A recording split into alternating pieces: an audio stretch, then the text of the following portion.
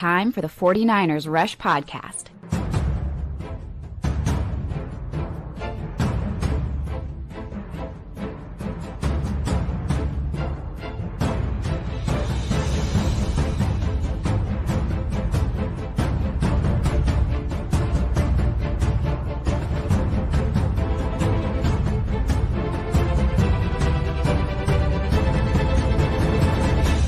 And here's your host, John Chapman. What is going on, faithful? It is absolutely incredible to be with you guys today. And man, like I'm always excited for shows. Like, let's just be honest. Like whenever I push the go live button, I get pretty excited. I get to hang out with my friends and we get to talk what we love, which is football. And there's movement. You know, training camp has been relatively stagnant from kind of a depth chart or, you know, starter position. Hasn't really been much shakeup, to be honest with you. But once that first preseason game, whenever everybody's going live, you're tackling to the ground, you're blocking to the whistle, you're playing against somebody else, it's an opposing team. That's where the changes start to come in. And we are able to witness that kind of firsthand with, man, that first kind of practice, and that second practice after that first preseason game.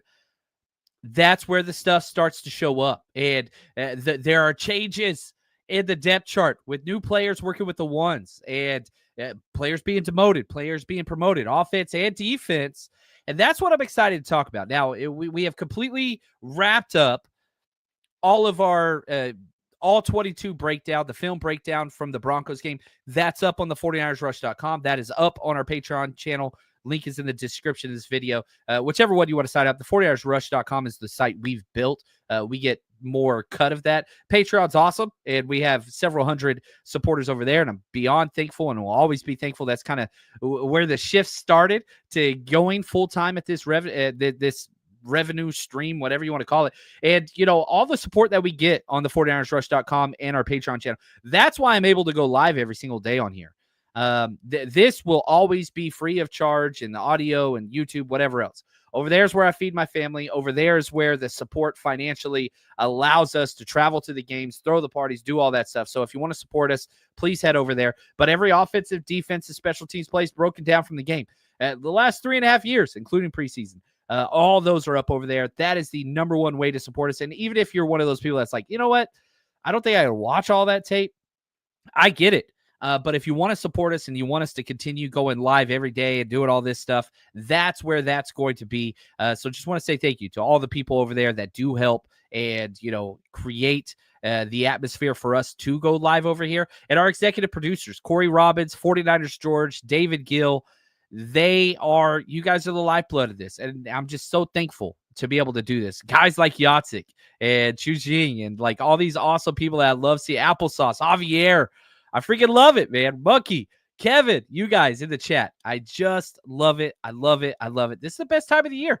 Look at Big Red. He's like, yeah, 49ers football and high school football is here. It's the best time of the year. I just absolutely love it. It's awesome. So now let's start talking about this because this is the first kind of thing in my notes that I wanted to talk about. David says this, #CC. Appreciate the countdown crew. You guys make it all worthwhile. Thank you, guys. How's it going, John? I'm concerned about the wide receiver position. Yeah, I've been screaming, you don't have depth at wide receiver. You don't have depth at wide receiver. Then you start stacking injuries at the wide receiver position, and it just gets even worse.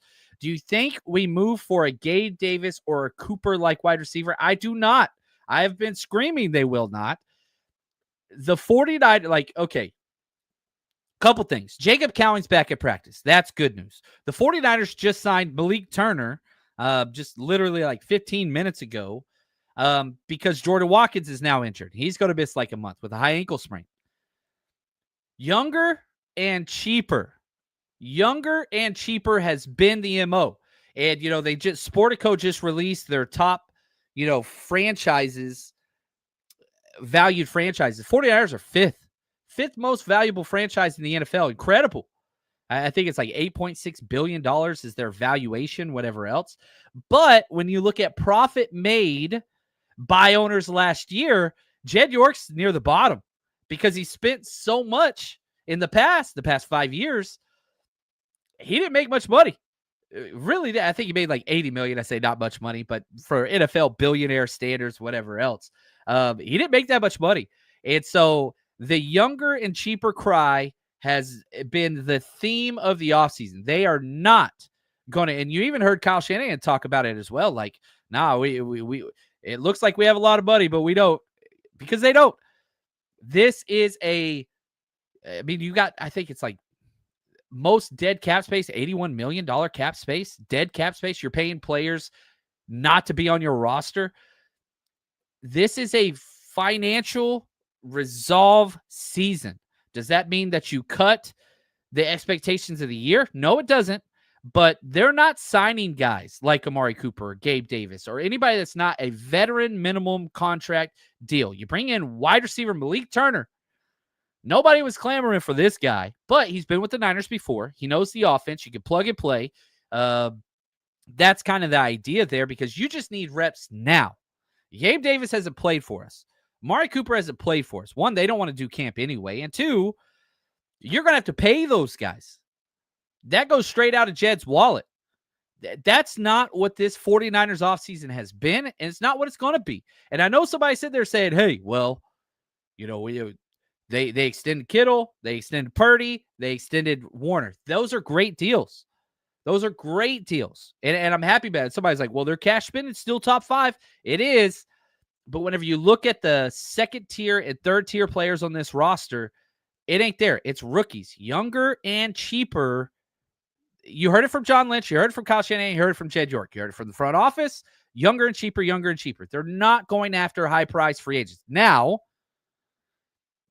what could change is if the 49ers make a run early, all the way up until that trading deadline, which I think is like week 10 this year.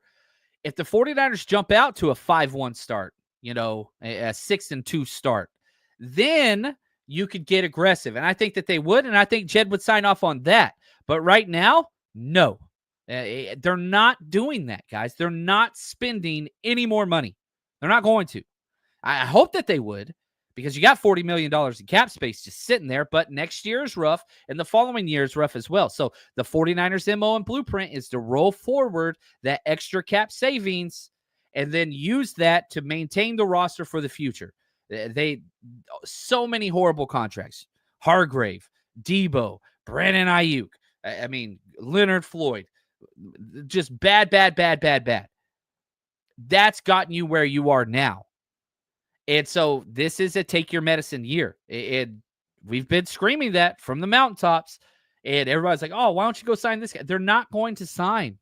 They're not going to sign anybody of substantial financial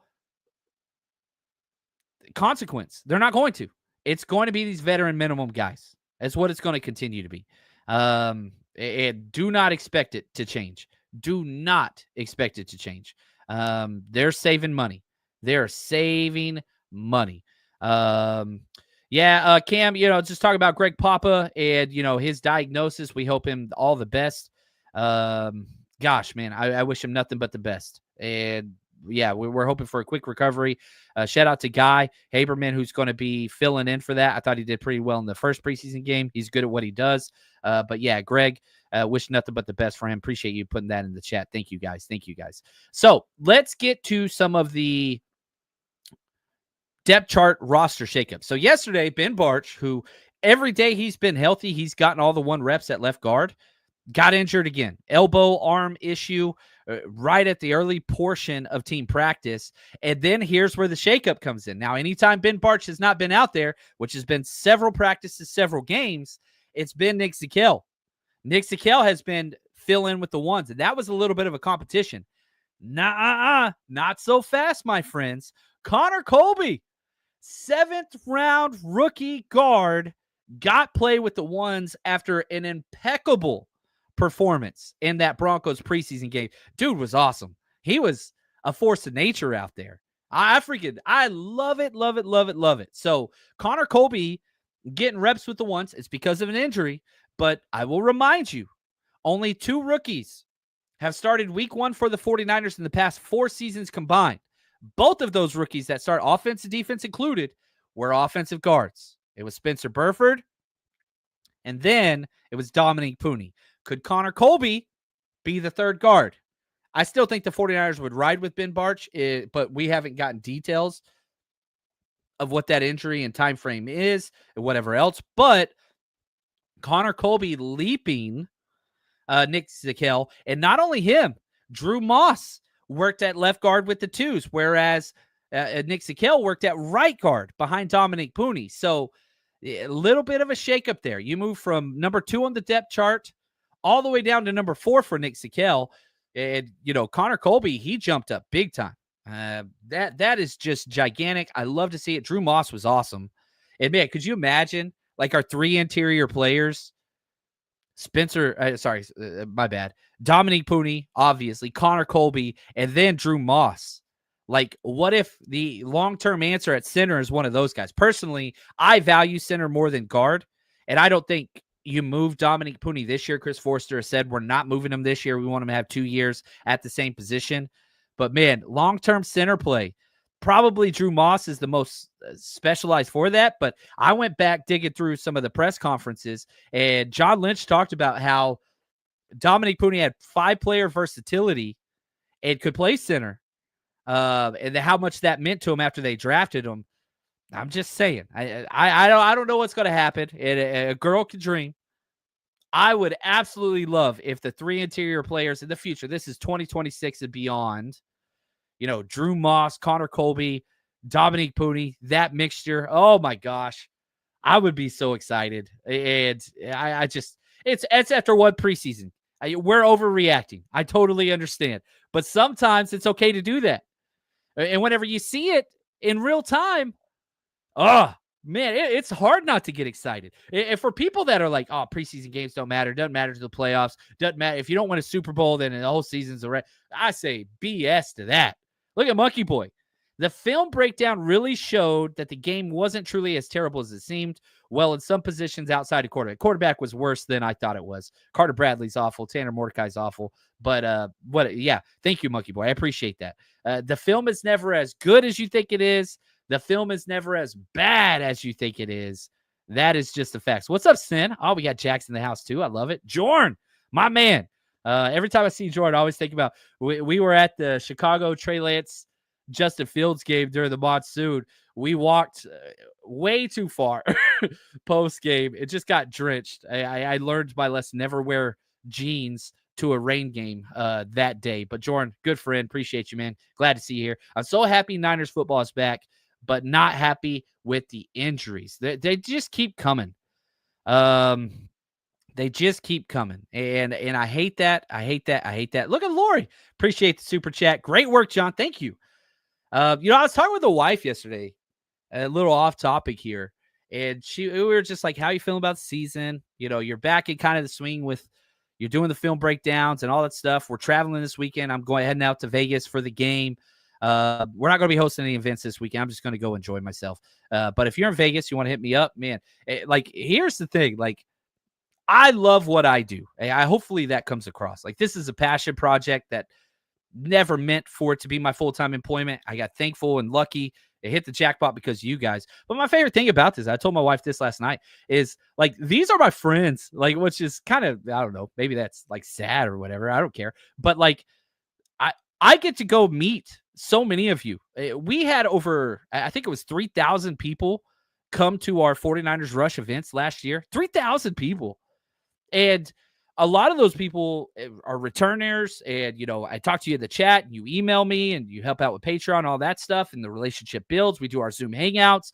I get to know you guys. You get to know me. I get to know about your family. That's the cool thing. Yeah, I love the 49ers. I'm a 49ers fan. I'm not an insider. I'm not a beat reporter. I'm none of those things. I'm just a fan that wants to increase the experience. That's the whole idea. And whenever I see you guys in the chat, a lot of you guys, I know you. I know Colin from the UK. I freaking love it. And I just think that is, I'm very lucky. And so the wife's asked me, how you feel about it? Dude, I'm pumped. I feel like I get to go hang out with all my friends, and I get to build on relationships, and I get to see people having great times and building the community and making friends on friends at these events.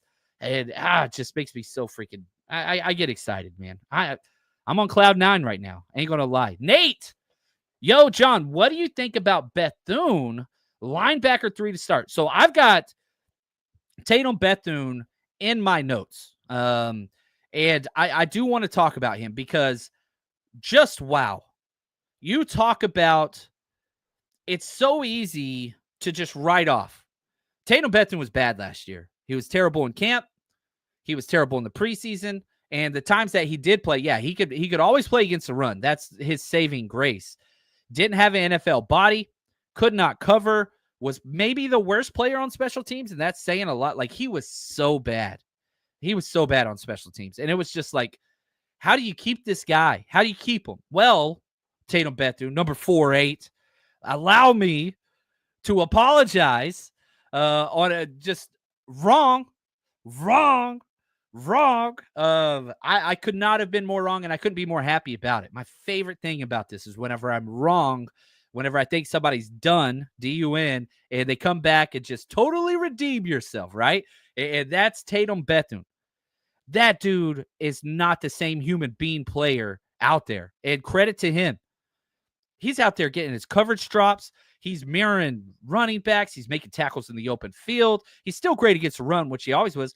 But the thing that kind of blew me away, I don't know who else watches special teams tape, but that dude's out there making awesome blocks on kickoff return, like back-to-back-to-back reps. And it's just like, this dude was so bad in space. He just couldn't play in space. He could not. He could tackle in a phone booth and could kill somebody. But you put him in space and he's exposed out there, the athleticism and the change of direction wasn't there.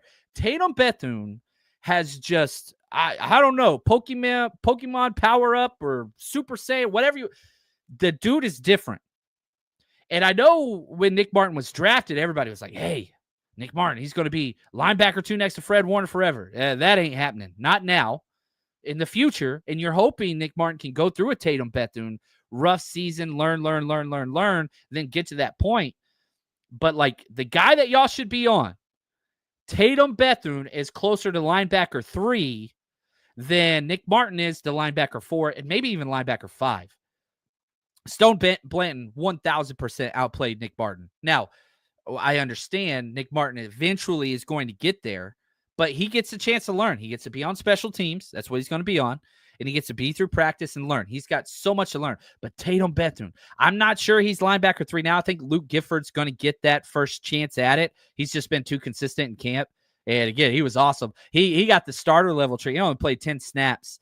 It was killing folks out there. So I think linebacker 3 is going to be Luke Gifford. The contract says so as well. But if you were to ask me, okay, there's a change up in the linebacker room. There's a new linebacker. It's going to be Tatum Bethune.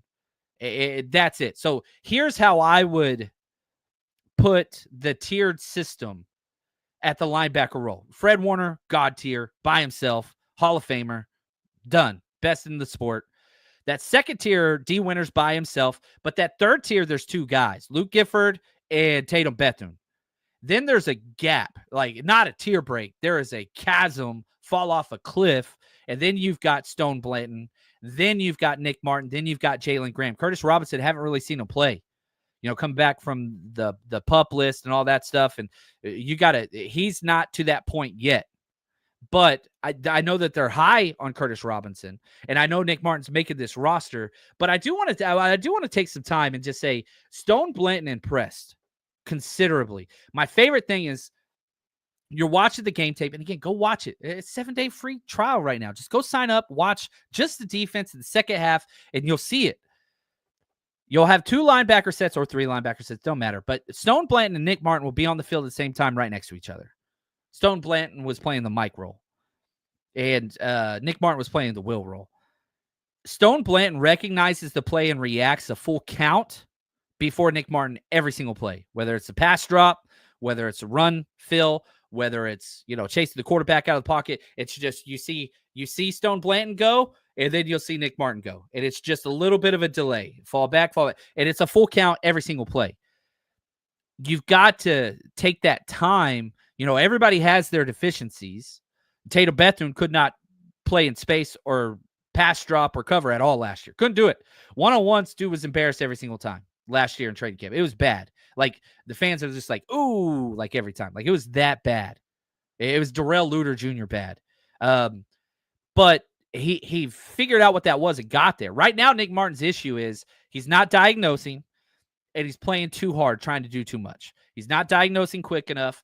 He's playing too hard. Bad angles. He's trying to make tackle for losses instead of, proper pursuit angles. He's trying to kill guys instead of breaking down and making the rack up tackle. Like, he's just doing too much. So those are the things that have to be developed. Now, Stone Blanton, here's the problem with an undrafted free agent. We had him on the show. Incredible interview. If you missed that, go just type in Stone Blanton interview. We should pull up somewhere.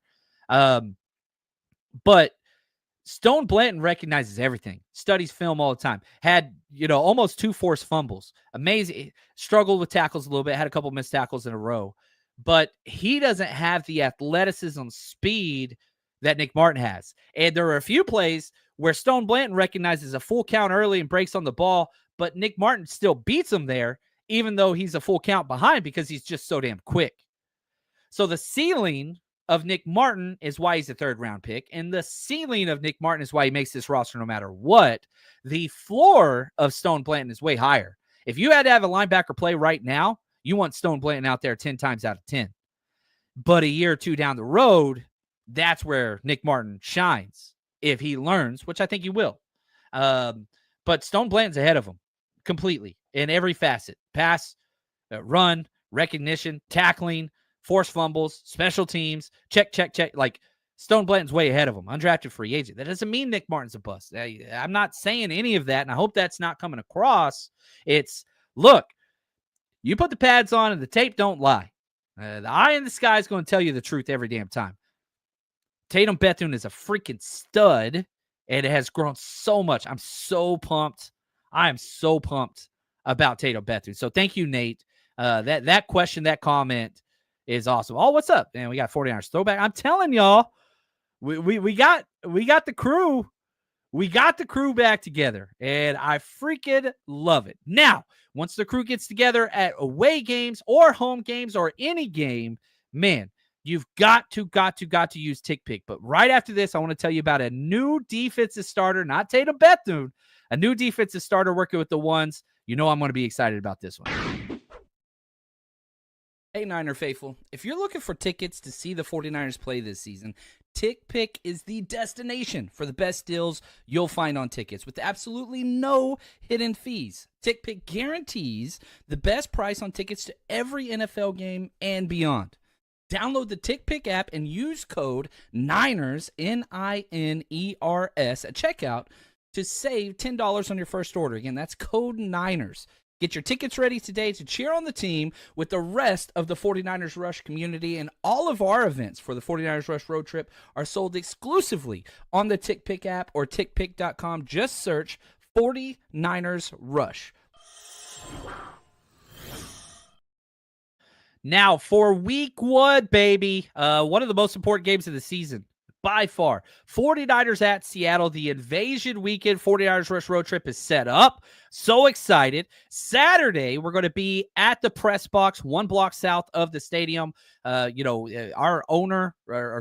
partner owns the restaurant with X Hospitality. We're going to have a blast. Frank Gore's going to be coming out. Autographs are available now. All you got to do, again, links in the description of the video, or you just download the TickPick app for free. Search 49ers Rush. That's there. You can buy autographs now. Frank Gore signs everything. You want to bring jerseys, helmets, whatever else, get that signed by the legend. That's there. Kids are free all the time. And then our tailgate, that is set up for 9 a.m. It's going to be early. In the parking lot right next to the press box. It is the closest tailgate that you could possibly get to the stadium. It's going to sell out. It is unlimited food, beer, seltzers, premium drinks. This is not a cheap tailgate. This is the premium tailgate. It's going to be a blast. It is going to sell out. So you can get your tickets to the same place. That's there. It's going to be an absolute blast. Giveaways, competitions, trivia, you name it. We do a walk to the stadium together. Kids are free to every single event we ever host all the time. But all of that is up on the TickPick app. Go subscribe, get your tickets, have a good time. It's going to be awesome. And yeah, let me say this. I had this in my notes later too. Johnny Dale. You guys know Johnny Dale. He's been on the show. He's better film breakdown than me. It's not even close. I coached for over a decade, but that dude, he's freaking savant. Go check out Johnny Dale's channel. He's going through some stuff, and it's nothing to him. It's just the NFL is cracking down on film and whatever else, and that's why I built a private site, and I host all the stuff over there, so we're able to keep doing that. We're trying to get Johnny to do the same thing, and he's going through a pretty rough transition right now, but if you guys, Johnny Dale's incredible. Go subscribe. Go check out, his Twitter, his YouTube, all that stuff. We need to save Johnny Dale. We cannot lose him. Yeah, so please, please, please, love that man. He's such a good dude. Met his wife, met his kids. He's a great dude, just amazing person. That's the thing. We're a community. We're friends. This is more than just fandom. This is what we build relationships through and all that stuff. And if you haven't had that opportunity, man, come out to an event. Trust me, it's going to happen. What's up, Rick Diaz? I love it, man. This is awesome. Now, let's talk about a new defensive starter. Now, understand this. Somebody is back from injury. Jair Brown. He's back. But he's not working with the ones at safety. Do you know who is? Marquise Siegel, baby. I freaking love it. I am so pumped about this that Jair Brown's back, but they're working Marquise Siegel with the ones. Like, how exciting is that? And again, I know there were some debates on here yesterday about how maybe I missed the film or whatever else, and he actually did play that good. Well, you just heard every single coach say how great he has been. And, man, Marquise Siegel is working with the ones with Jason Pinnock. Now, obviously, Malik Mustafa, whenever he comes back, I think that's going to be a big deal. But I'm telling you right now, Marquise Siegel working with the ones is just pure freaking excitement for me. That dude is just an absolute beast. The tape was incredible. It really, really was. And look, if I'm going to be honest, like, look right here, like one of the many draft takes that, I had a lot of them. This was one of my guys. I put this out on Twitter. This was March 17th, right? This was 6 weeks before the draft. Another 49ers possible late target is safety nickel Marquise Siegel, elite speed, acceleration, 4.3 40, voted team captain twice, fits their thresholds perfectly for DB, no injury history. You just watch his tape and it's just, you fall in love. And, it's not like he was like a first round pick or whatever else, but whenever the Niners drafted him, it was kind of like, man, where is he going to go? Yeah, safety, nickel, he's played outside corner, he's played it all. Well, they put him at safety, but then they signed Richie Grant. They signed Jason Pinnock. Like, they're just kind of loaded. It's just like, why? Like, what's going on here? Well, this dude has just surpassed everybody. And what made it even more unlikely was Marquise Siegel had a core muscle injury, a sports hernia type thing, where he missed OTA's minicamp, just like Alfred Collins. But then whenever he got playing time, it didn't take long. It did not take long. You just watched him out there, and it was just like, dude, this guy is everywhere. And I know everybody's comparing him to Jimmy Ward, including the coaches. That's a great comparison. I'm telling you, he's a young Tyshawn Gibson. That's what I see. A young Tyshawn Gibson. Gip, baby. Oh, man, I'm behind in the chat. I'm so sorry. This is bad. I'm trying to scroll down to get to the post about here, but I have failed miserably. JP right here. Sorry. Kids are allowed in the Saturday event. Kids are allowed in every single event. And so whenever you go through and get your tickets on the TickPick app, there's an add-on where you can add on kids for free, costs nothing, but we need the head count so that whenever we sell out, we want to make room for those kiddos. So like if everybody shows up, it's kids, don't bring like 15 kids. And if you do, email me so that we can set up something so that it will be properly monitored, 49ersrush@gmail.com. But yes, kids are free. You can do the add on there and add the kids on. And yeah, we want them there. And we make sure that every kid that ever comes to a 49ers Rush event leaves with something tangible in their hands and a positive memory experience to increase their fandom. We're building the faithful of the future. That kids, I became a fan when I was 9, right? Because of a jersey.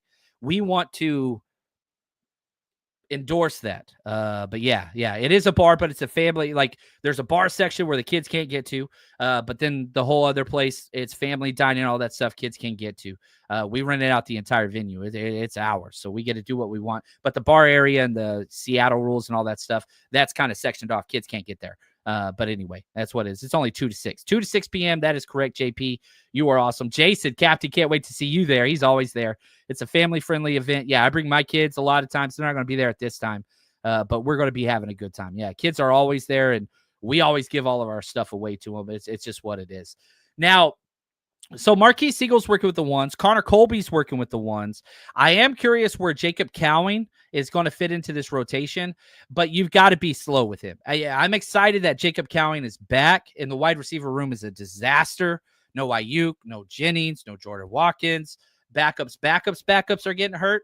It's just bad, but you've got to go slow with Jacob Cowing. This dude pulled his hamstring and routes on air, not even one-on-ones, not even team, routes on air. Casper, he got injured versus Casper. So Jacob Cowing, I'm excited. He's not going to be playing this week. I'd almost bet anything he won't be out there. You've got to slowly bring him back. Maybe he can play next week. Now, let's talk about playing time versus the Raiders. Last season, this preseason week 2 game, starters played 11 snaps. Brock Purdy played 11 snaps. I fully expect Brock Purdy to play out there, especially with the offensive line playing better.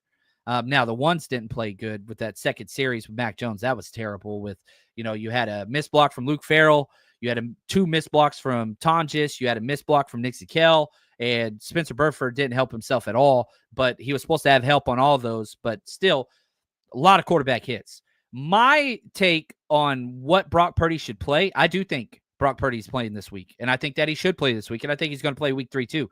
In the past, last year, Brock Purdy played 0 snaps week 1, 11 snaps week 2, and 24 snaps week 3. That's kind of what I see is going to happen as well. Brock has already said, I want to play. So, I want to see him out there. Right here, what is the cutoff? Under 18 gets in free. That's kind of the cutoff there. So, under 18's free. Just add him as a kid, whatever on. And, yeah, that's there. But, whenever you're talking Brock and the starters, I want him tied to the offensive line. I don't know if Trent Williams is going to play. Yeah, I don't. Trent Williams, CMC, they might get work one series, week 3. That's probably it. But I do see Kittle playing. I do see the rest of the starters playing. I see Jake Brendel playing. I see, all the other starters playing. But the question now becomes is if, what is that, Ben Barch injury? Are you putting Connor Colby out there with the ones? Yeah, let's see it, baby. Why not? You want to have Connor Colby out there match up with Max Crosby. I want to know. Connor Colby looked awesome. And he played against the ones for Denver, and Denver's got a great defense. He held his own. He more than held his own. So, yeah, let's trial by fire. We know what Nick Zakelj is and what he isn't. He can pass pro. He can't run block. Connor Colby can do a little bit of both. And the upside is there. What Connor Colby put on tape is better. And again, it's just preseason. It's a small sample size. What Connor Colby put on tape against the Broncos in the preseason was better than anything Nick Zakelj has ever put on tape in the NFL. And it's not like Nick Zakelj was awful. Like his pass pro, he had one of the highest pass pro grades the last 3 games of the season whenever he played. So I'm not here saying he was bad, but what Connor Colby did was different. What Drew Moss did, now Drew Moss didn't do it against the 1s and 2s. He did it against the 2s, 3s, 4s. But come on, man. Come on now. You saw some things, and it looked good. It looked really, really good. The Smitty, what's the deal with the back of Stafford? Stafford's still not practicing. Sean McVay had a press conference where they said on Monday, he's got to practice. We're going to have about 40 throws scripted for him. He'll be out there. Wasn't out there. Tuesday, wasn't out there. In fact, he wasn't even standing out there. He was in a near hyperbolic chamber outside the practice thing. They brought this like health whatever thing, and he was in that the whole time. The concern, I know that everybody in the Rams organization is saying, well, there's no concern. We're not worried. There's concern. Like Jimmy Garoppolo has a very, very real chance of kind of being that guy. I don't want injuries ever, but this is going to affect the NFC West. And I do think that Matthew Stafford starts week 1. I think that Matt Stafford starts week 2. It's after that and, the back-to-back weeks without all the rest, that's where it's going to start to kind of show its ugly head. And, I'm not trying or wanting him to be injured by any stretch. Like, that's not what it is. But the 49ers play the Rams week 5 and week 10. That's kind of the meat of their schedule. Do we play them coming off a bye? I feel like we always play everybody coming off a bye. Let me open this up real quick. Oh, come on. Don't do that. Oh, stink the internet. I hope this doesn't go down. Let me just clean this up real quick. I think we're okay. All right, cool. I was worried. Sometimes whenever that happens, this program kind of goes down a little bit. But, you look at the 2025 Rams schedule. They get a bye week 8. They play the Saints at home. Then they come to the 49ers. Like, I hate that he has that bye week, a week before us, but at least it's not right after. But there's some major concerns there. And again, the 49ers injury history, already the most injured team in the NFL. Come on, it's who we are. But the one thing that I can say is there, again, knock on wood, no major year-long injuries yet. The quarterback is completely healthy. Not only that, our number 2 quarterback is completely healthy, and both quarterbacks are looking good. So I think that is a big deal. I really, really do. So, man, yeah, we'll see. But I'm excited. Right here, Big Brick says, don't play almost all the starters. Let them play a series or 2 against Chargers at most. Yeah, they want to let them play 1 series if it's a quality series. That's the rule. So if they go out there, the starters are going to play this week. I truly do believe that. If they have like a 3 and out, then they have to play a second series. But if they have a sustained drive with 2 or more first downs, then they're done. If they have a scoring drive, then they're done. And Big Brick, man, Jimmy G will start both games against us. Ooh, I love it. I would absolutely love that. Again, I don't want the injuries, not rooting for the injuries.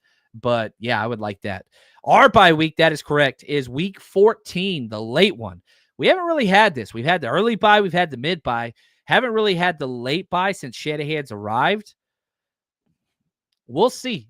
With as injured as you are now, and probably my favorite thing about the new schedule with the 17 games is that you only have the 3 preseason games. You get that full week off before the season. Damn, do the Niners need that. Like, as bad can be, you need that time off. But you really need the 49ers to get these reps because you have such a young roster. 11 rookies, 6 undrafted free agents, not to mention all the rookies that you kept over from last year. This is a young roster. It's one of the oldest because you have guys like Trent Williams and you have the oldest punter in the NFL and you have the oldest long snapper. And you've got, a lot of that. But the majority of this roster are first 3 years in the league. They need reps. And the guys that are injured, Jacob Cowing, Jordan Watkins, the Renardo Green, these are Malik Mustafa. These are the guys that have to have the reps, but they can't get them because they're not healthy. It's just killing. It is killing the 49ers. We do have many bye weeks during the season due to Monday Night Football, Thursday Night Football. Yeah, this is the rest discrepancy that the 49ers have had.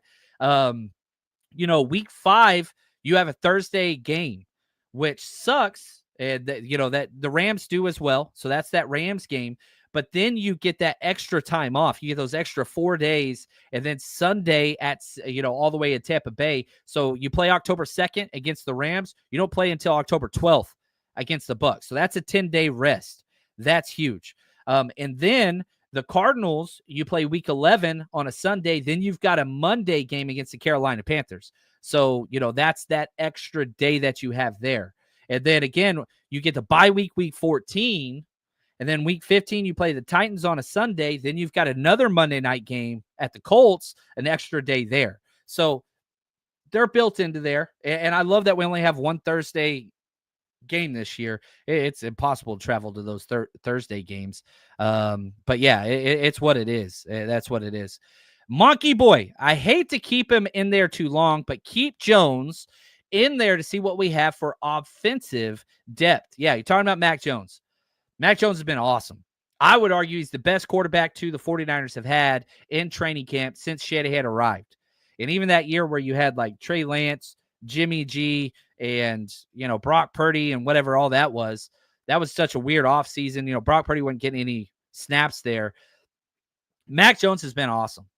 And as soon as Carter Bradley went in the game, man, you weren't getting good wide receiver reps. You weren't getting good tight end reps. You weren't getting good running. Like, he would just screwed everything up. Tanner Mordecai wasn't much better.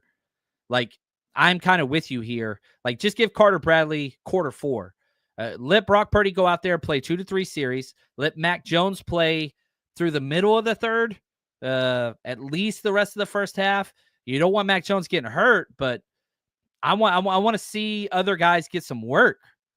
It's just it's hard sometimes when your backup is so bad. And Curtis Rourke is the long-term answer at quarterback 3, but he's going to be on the NFI list. He's not going to count. Think it back to Kalia Davis. Like, he's redshirted. So, like, one of these guys has to be our quarterback 3, and hopefully somebody gets cut at the roster cut down. You're not keeping Carter Bradley on your 53, your initial 53. Zero chance of that.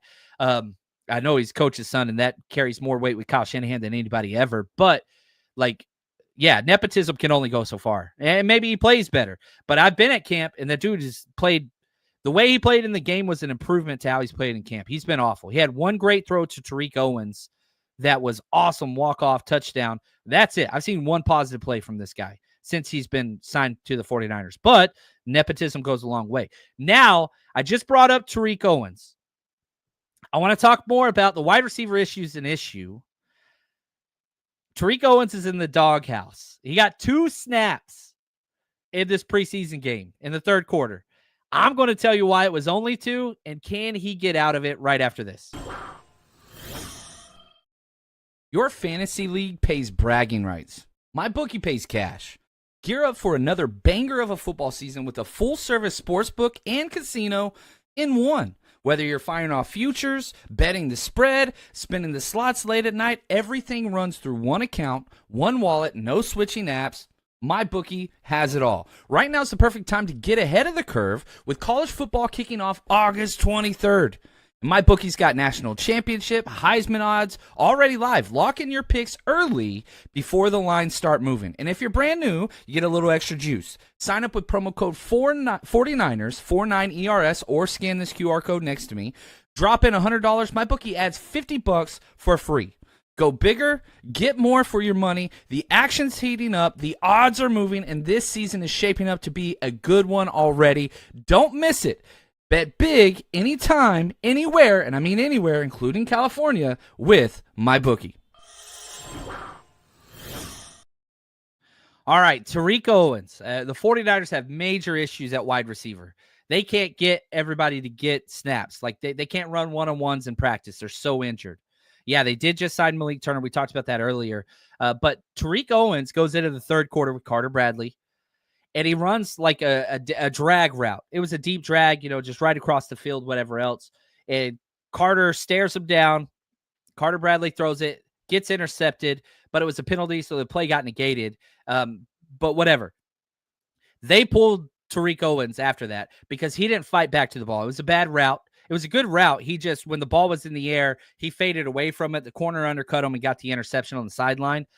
He didn't get back in the game after that. This is the middle of the third quarter. This is a 49ers team that is struggling with wide receiver snaps. You got Robbie Chosen out there playing his rear end off, like not a developmental player, not going to help anybody, whatever else. But then you've got this young guy that you've invested 2 years in on your roster, and you pull him and you won't let him play because he made Carter Bradley look bad. I just think that is asinine. I think it is stupid. I mean, yeah, Tariq Owens is even a Nepo baby, but Nepo baby can't make the coach Nepo baby look bad. Dude got benched, and it was like, man, we could use these snaps. Like, I get benching them. Maybe you give them a chance later. They didn't let him play. I was shocked, and I won't be shocked. I'm waiting to see who the 49ers have released. Won't be shocked if it's Tariq Owens. But you make a coach's son look bad in a preseason, that's the end of your line, I guess. It's what it is. I mean, the Shanahan doghouse is a real thing for wide receivers. I get that. But I was just laughing. I was like, I guess he got hurt. I'm going through the tape, and, I highlight that on our tape breakdowns on the 40hoursrush.com. But, yeah, you made him look bad. Ugh, yeah, right here. Papa J, if you're in a doghouse with Kyle, that's a good thing. That means he has big plans for you and is humbling you. If not, he would just get rid of you right away. So the 49ers have signed Malik Turner, who's an outside wide receiver and been with the 49ers. I agree with you, Papa, if Tariq is still on this team. The 49ers signed Malik Turner. We haven't heard who has been released yet. We'll probably find that out tomorrow. But if it's Tariq Owens, you know why. You heard here first. Do not make the coach's son look bad. You do that, you lose your career. We'll see. I'm not so sure he is coming back. Now, I do want to talk about the tight ends. There's been the tight ends have been bad for the 49ers outside of George Kittle, obviously. Since Charlie Warner left, they have not found that. Luke Farrell was not great in his 10 to 11 snaps. He only had one pass blocking snap, and it was awful. That was one of the sacks. He was just late, whatever. But I did feel like Ross Dwelly didn't play in this game, by the way. What's that about? Braden Willis and Jake Tonjes both look good, consistently good. Braden Willis had another hold on special teams. He just has not been. If you suck at special teams, he doesn't suck at special teams. He just holds too long. He just grabs cloth on the outside, will not let go. Got called for a holding against punt return. Terrible. But he was doing this all last year with Brian, Schneider, and he's doing it still. But his tight end snaps were great. Really were. His blocks were great. He got into space, had some open spots, but terrible quarterback play. Couldn't get him the ball. I did think Brandon Willis and Jake Tonjes both played good. Even their grades were decent. Maybe not too decent, but Jake Tonjes had a 73 grade. Brandon Willis had a 58 grade. But I thought their blocking was consistent. I really, really did. I was pleasantly surprised and pleased with how those two guys played with their snaps. And they played a lot. Jake Tonjes played 38 snaps. Braden Willis played 35. I really liked it. I really liked it. Now, Jalen Mahoney, another guy that I just thought played consistently great and just got the job done. He got beat on a deep post, but closed and got a pass breakup because their quarterback was terrible too. But I mean, he had an 87.7 grade, Jalen Mahoney. He played 44 snaps. I don't think he's making the 53-man roster, but remember, Jalen Mahoney got waived and then brought back. He already got cut once. Multiple time practice squad player of the week last year. It just gets the damn job done. He's kind of like a Stone Blanton in the fact that he doesn't have a ceiling. He's undersized and kind of slow, but he knows the scheme and he plays hard as hell. Just gets the job done, and I'm excited about that. I really like watching Jalen Mahoney out there. I feel like he plays well. Also, this is huge. Special teams return. Jake Moody still kicking the ball in the end zone. Ridiculous. That dude has no control off of a tee. Jake Moody, no. Whatever. No. I don't care. He made 7. Dude doesn't need to do kickoffs. He can't control the ball off a tee to save his life. He just cannot. If people tell me that's what the coach told him to do that. No, they didn't. No, they didn't. But whatever. Kickoff return, Jake Moody's not out there. Looked good. Looked consistently good. Just block on blocks, hat on hat. Not overthinking, the blocking scheme and all that stuff. They're letting the outside guy go free. They're doubling down on the inside, and there are holes. So much so, not 1, not 2, but 3 kickoff returners all got past the 30-yard line. Junior Bergen had one, Corey Kiner had one, and Dallas Flowers had one. I love that. Like, the goal is the 30-yard line. In today's new kickoff rules, if you get a kickoff return past the 30, that's a positive. If you get tackled before the 30, that's a negative. But the fact that you had 3, Bergen, Kiner, and Flowers all get past the 30, man, I think that is a huge win. We're not dependent upon one. And, man, those 3 guys I think are making the roster, by the way. Junior Bergen, Corey Kiner, and Dallas Flowers. I think all 3 of them are going to make the roster. You got to have those return guys. You've got to have and Bergen and Dallas Flowers have consistently been the number 1 and 2 guy back there. Jacob Cowing, is he going to phase into that? I don't know. They didn't really use him a lot on kickoff returns last year, but I do like that he's back at practice. I do like that, he's finally healthy, but he's got to phase in. And if I was the 49ers, he'd be my backup punt returner behind Junior Bergen.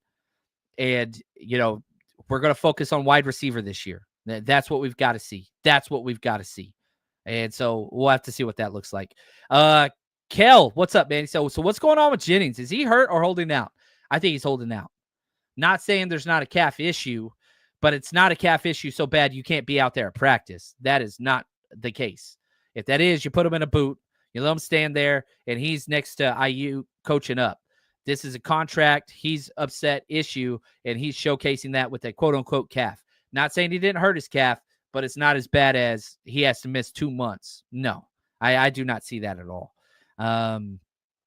Big Brick, we need to figure out who is going to be the left tackle too. Spencer Burford's tape was not bad. It was not. Now, I know that second drive where it was like 3 bad plays in a row, that wasn't on him. It really wasn't. One of the plays, Luke Farrell was late. Jake Tonjes lined up in the wrong spot the second play. Jake Tonjes was supposed to chip out of the backfield the second play. He released inside. Tight ends let him down 3 plays in a row. Looked like Spencer Burford was out there on an island just getting torched. Shanahan detailed each and every one of those plays. You watch the film, and it's like, okay, yeah, that makes sense. After that happened, he didn't play bad. Now, what is your confidence level in Spencer Burford? It's not high. He finished as one of the top-rated linemen. He had a 58.1 grade, played 27 snaps. Wasn't awful. Was he the top-rated tackle? He was. Now, the hope is Andre Dillard wins that role, who just returned to practice yesterday, just like Cowan. That is the hope. He's way more athletic, pure left tackle specimen, former first-round pick, not good in the run game, but really, really good left tackle. But right now it's Spencer Burford. I think everybody wants Andre Dillard to win that job, but he's got flaws too. It's just what it is. So that's going to be there. What's up, Yatsik, my man? JC, what 3 players the 49ers cannot lose for more than 9 games because that would wreck the season? Man, this is just off the top of the dome. But I would have said Brock Purdy in the past. I'm not going to say him now. Obviously, you lose your quarterback, you struggle, but it's been so seamless. The Brock Purdy to Mac Jones, and I'm not saying there's a quarterback competition at any stretch, but I'm saying that drop-off from Brock Purdy to Mac Jones isn't catastrophic like it was last year to Braden Allen, isn't as catastrophic Jalen, Josh Jones or Josh Dobbs. The offense is still working. And the one thing that I would say about Mac Jones is he throws a better deep ball than Brock Purdy. I believe that. I think that's Mac Jones' best trait. You saw that, the deep strike to Jordan Watkins. Like, he throws very catchable deep ball. So I'm not going to say the quarterback, which is crazy. I'm going to say George Kittle. I'm not going to say Fred Warner because I think we have linebacker depth behind him that I like. Obviously, Fred Warner's the best player. I'm going to say Trent Williams. Obviously, we just talked about Spencer Burford. I'm going to say Christian McCaffrey. You don't have a running back 2. You do not have one. Isaac Guerendo's not him in his current state. I'm sorry, ladies and gentlemen. Dude can't stay healthy. He's got about 15 injuries in 3 years. Now, if he's healthy, sure, but he's never been healthy. He's never made it through 1 season in college football healthy, which he played 6 seasons, was injured in all of them. He's never made it through 1 season in the NFL injury. He's never made it through 1 training camp. Dude has more injuries in training camp than he's been through training camps. I get that Isaac Guerendo's a good running back. He is, and there's potential there, and he's got all the talent in the world. That dude is the most fragile player like Elijah Mitchell looks at him and says, man, you're injured a lot. Now, from a human, and that sucks. Like, I'm not trying to be rude or whatever. I'm just saying what it is. You cannot depend on Isaac Guerendo at any stage, ever. Whatever you get from him is extra. The 49ers put a lot of confidence in him whenever you traded away Jordan Mason. A lot. And then Jordan James, he just broke his finger. I think Jordan James will eventually be the running back, too, for the majority of the season, just because Guerendo can't stay healthy. I want it to be Guerendo, but I'm going to go Trent Williams, George Kittle, and Christian McCaffrey because the drop-off on all three of those are catastrophic. Now, if Luke Farrell is your tight end too, then George Kittle gets hurt and Farrell steps in. You can still run the ball well. You just lose that dynamic passing attack. So, if that happens, now you're going 11 personnel and 21 personnel where you're having more wide receivers on the field instead of tight ends. But those are kind of the three big ones for me. George Kittle, Christian McCaffrey, and Trent Williams. Those three could kind of wreck the season. Now, when Trent Williams went down last year, you were okay because Jalen Moore played so well subbing in. I don't know if Andre Dillard or Spencer Burford can do that yet. You're hoping Andre Dillard proves he can. Christian McCaffrey, you had Jordan Mason leading the NFL in rushing last year. You traded him for pennies. In the tight end, I think it's huge. That drop off is just huge. So that's gonna be rough. Right here, Drew, Colby and Moss making the team. Also start one. Yeah, you can't keep three backup guards, right? So Ben Barch, we got to see what this injury says. We're not going to hear probably about that until tomorrow would be my guess. But like if Ben Barch is on the NFL or, you put him on IR or whatever, and he misses, if you can't keep so many players on the offensive line. We saw this last year because you drafted 7th rounder, Jared Kingston, who played good and looked promising. You cut him. You ain't getting him back. He gone. Are you going to do the same damn thing again? Connor Colby's making this roster as long as he stays healthy. That dude put on a performance. Getting reps with the ones. And Drew Moss looked good. Now, he looked good against the 3s and 4. And right here, Brian, a good friend. What's up, man? Appreciate you, brother. He says, what's good? All I want is Shanahan to pick the best players and not play roster politics. He's bad at that. Keeping guys like freaking Ambry Thomas. Really? That's not one of your players that is scared to tackle, never fit your scheme, and you kept him over so many good guys. Like, you've got to be smarter. I'm worried about the initial 50. Somebody's going to be cut that's going to piss us off. There's no doubt about that, right? Like, that just said my phone's blowing up. I got to take my watch off. But you've got to be careful. You got to get out of that. Somebody's going to be cut that's going to piss us off. It's going to happen. But can the 49ers keep the young, promising talent? We started the show talking this way. If the whole MO this offseason is younger and cheaper, guys like Drew Moss and Connor Colby better make the damn team. Period. They're younger. They're cheaper. There is nobody cheaper than Drew Moss. Yeah, Nick Sikel, I get it. Coach's favorite, Brock Purdy roommate, blah, blah, blah, blah, blah. Whatever. Don't care. You only got him for one more year, and you've invested 3 seasons in him, and he's paid 0 dividends. Go with the youth upside. Do not keep Nick Sikel over a Drew Moss. Do not keep Nick Sikel over a Connor Colby. And it's not like I was a big Nick Sikel guy, but it's been 3 seasons. Dude just sitting on the bench. Might as well be John Chapman over there. And I don't think he's a bum. I'm just saying you have the youthful upside. Go with it. Don't keep a guy the last year of his roster, rookie contract, and then he leaves. Might get a 7th round comp pick. No. Your 7th round pick is Connor Colby. Make the roster. Drew Moss has shown. Now, that dude better play. Those 2 guys better play almost a full damn game this week. That's what I want to see. I want to know what they got. Oh, what's up, Vicky? We got the sis of the house. What's up, girl? Say what's up to Ryan for me. Do we think Jennings is actually hurt? I do not. I think that he could play right now, personally. I think it's all contract. And sprinkle some dollar bills on there, do some Mr. Miyagi, yeah, I bet he plays. But you're not signing him. If you're going to extend him, you would have done it. You cannot overpay. Younger and cheaper. No, you let Juwan Jennings play out this contract year, go sign elsewhere and get a 4th-round comp pick next year. Let him get paid and be a number 2 somewhere. He's not going to be a number 2 here. When Brandon Ayuk comes back, it's Ayuk 1, Ricky Pearsall 2. And you've already signed your wide receiver 3 next year, Demarcus Robinson, who's been phenomenal in camp, by the way. The suspension pending, but he's looked great. Like, you've got your 1, 2, 3. Jacob Cowing might surprise.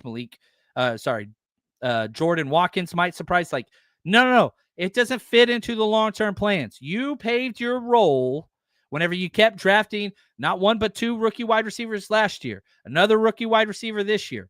No, like, it doesn't make sense. I love Juwan Jennings. It doesn't make sense with the blueprint that you've laid out. It does not. I wanted to sign Juwan Jennings instead of Ayuk. People laughed at me. You should laugh at me. I'm funny. It's a funny take, but proved to be true.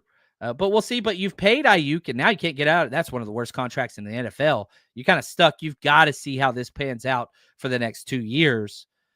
It's Ayuk, it's Ricky Pearsall, it's Demarcus Robinson. Those are your 3 wide receivers next year. And maybe Cowing, maybe Watkins works into that. That's the way it's built. Let Juwan play. Go sign, become a wide receiver 2 somewhere and get paid. That's what he wants. I wish that they could get him a couple more million guaranteed this year to make him happy and get out there and practice, but it's where it is. Vicky, thanks for the super chat. You're the best. John, you have more heart than most. I'd have you make the 53. Oh, let's go. Yes. I'll be a special team. My nickname was Rudy my sophomore year in high school. I made varsity just as the wedge buster. That's when you had wedge busters. I was the all special teams heart guy, whatever. I had no talent whatsoever, but eventually became a captain and started. But yeah, like, that was my role, man. I was the Rudy Rudiger out there playing some Texas high school ball. Let's go Castleberry Lions. We were terrible.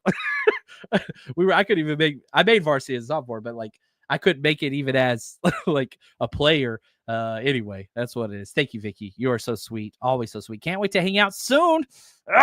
We're so close, ladies and gentlemen. The NFL season is upon us, and we've got all of our week 1 plans for Seattle. The invasion weekend is set. Just go make sure you get your tickets on the TickPick app. Just search 49ers Rush. Or you can click the link that takes you directly to it in the description of this video and or podcast. Hang out with Frank Gore, tailgate, premium tailgate, you name it. Gonna be a blast. You guys are the absolute best. And until next time, stay strong, faithful.